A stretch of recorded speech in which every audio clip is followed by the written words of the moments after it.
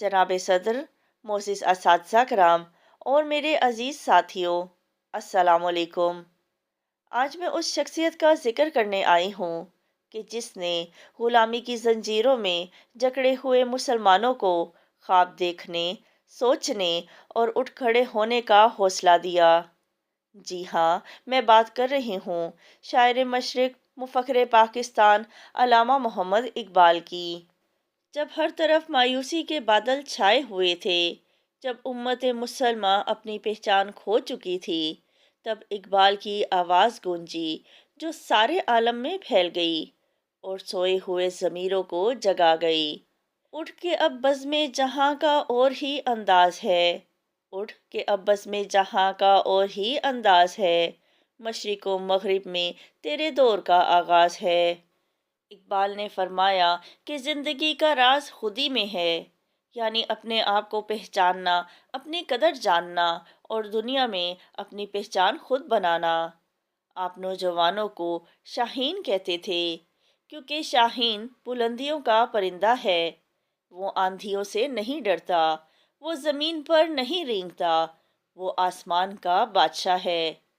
परवाज़ है दोनों की इसी एक फ़िज़ा में, परवाज़ है दोनों की इसी एक फ़िज़ा में, करकस का जहाँ और है शाहीन का जहाँ और।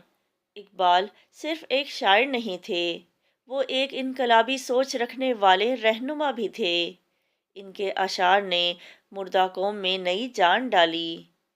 गुलामी में नाकाम आती हैं शमशीरें न तदबीरें, गुलामी में नाकाम आती हैं शमशीरें न तदबीरें, जो हो ज़ौक़े यकीन पैदा तो कट जाती हैं जंजीरें।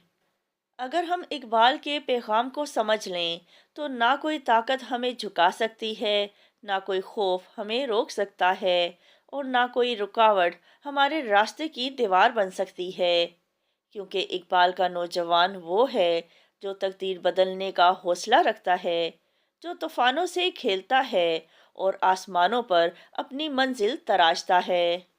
इकबाल का पैगाम अमल का नारा है, ये इनकलाब का पैगाम है, यही वो खुदी है, यही वो गैरत है, यही वो ईमान है जो कौमों को अरूज बख्शता है।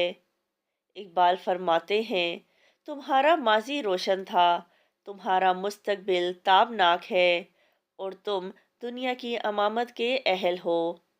आज हम पर फ़र्ज़ है कि हम इकबाल के शाहीन बने, इल्म को हथियार बनाएं, ईमान को ताकत बनाएं और मेहनत को अपना शियार बनाएं। नहीं है ना उम्मीद इकबाल अपनी किश्ते विरा से, नहीं है ना उम्मीद इकबाल अपनी किश्ते विरा से, ज़रा नम हो तो ये मिट्टी बहुत ज़रख़ेज़ है साकी, ज़रा नम हो तो ये मिट्टी बहुत ज़रख़ेज़ है साकी।